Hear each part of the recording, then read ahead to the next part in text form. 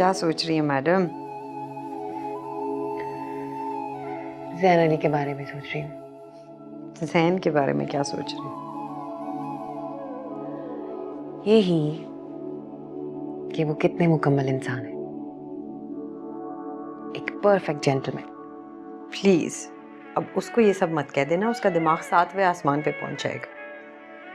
नहीं, वो ऐसे नहीं है। और तुम्हारी तो इतनी दोस्ती है उनके साथ, तुम्हें कभी एहसास नहीं हुआ कि वो कितने मुकम्मल इंसान है?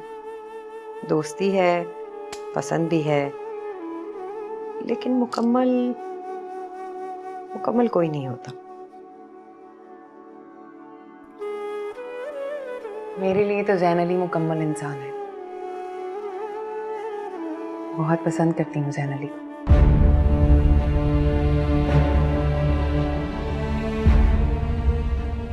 बहुत ही अच्छा रहा मेहंदी का फंक्शन। आपा ने खासा अच्छा इंतजाम करवाया। मुमताज ने क्या इंतजाम करना था, सब कुछ तो ज़ैन अली ने खुद खड़े होकर करवाया है। बड़ी अम्मियाँ मेरे मामले में कभी किसी को रियायत नहीं दे सकती। ये तो है। पर एक बात मुझे अच्छी नहीं लगी। वो क्या? भाई तुम्हारा और तहरीम का यूं मजमे में उठकर नाचना कुछ मुनासिब नहीं लगा मुझे। ठीक है तुम लोग जवान हो, मगर ये बातें बड़ों को ही नोट करनी होती हैं। और कल कला को तहरीम के शौहर को पता चला तो कितना बुरा मानेगा वो।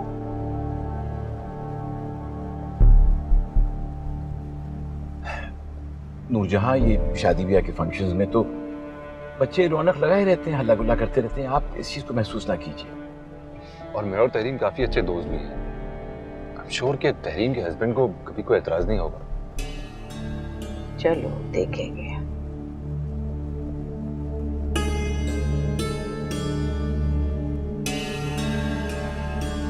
बचपन से एक ही नाम सुना है अपने नाम के साथ, एक ही इंसान के ख्वाब देखे, एक ही इंसान के बारे में सोचा है। और कभी कभी तो मुझे लगता है कि मैं सिर्फ जिंदा ही ज़ैन अली के लिए हूं। मर जाऊंगी उसके बगैर। क्या? तुमने कभी मोहब्बत नहीं की ना तहरीम? तुमने कभी बताया क्यों नहीं? मुझे लगा तुम जानती होगी, तुम्हें पता होगा कि मैं क्या फील करती हूँ ज़ैन अली के लिए, कितना प्यार करती हूँ उनसे। प्यार तो मैं भी करती हूँ, लेकिन मुझे अंदाजा नहीं था कि तुम ऐसे फील करती हो उसके बारे में। तो कैसे बताती फिर मैं तुम्हें? जैसे भी बताती तो सही। और ज़ैन, क्या वो जानता है इस बारे में? हाँ, जानते हैं। जानता है? बिल्कुल जानते हैं। और तुम्हें क्या लगता है इतनी बड़ी बात का इल्म उन्हें नहीं होगा?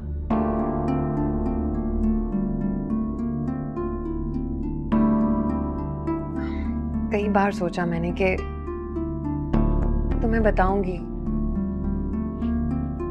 फिर झिझक होती थी। काश आज भी झिझक जाती। क्या? कुछ नहीं। तहरीम, नाराज हो मुझसे? क्या नहीं होना चाहिए? होना चाहिए, बिल्कुल होना चाहिए। आई एम सॉरी, पता नहीं मैं क्यों नहीं बता सकी। प्लीज नाराज मत हो। मुझे अफसोस सिर्फ इस बात का है कि तुमने इतने सालों में मुझे ये बताया ही नहीं। आई डोंट थिंक कि हमारे बीच में इतने सीक्रेट्स हैं।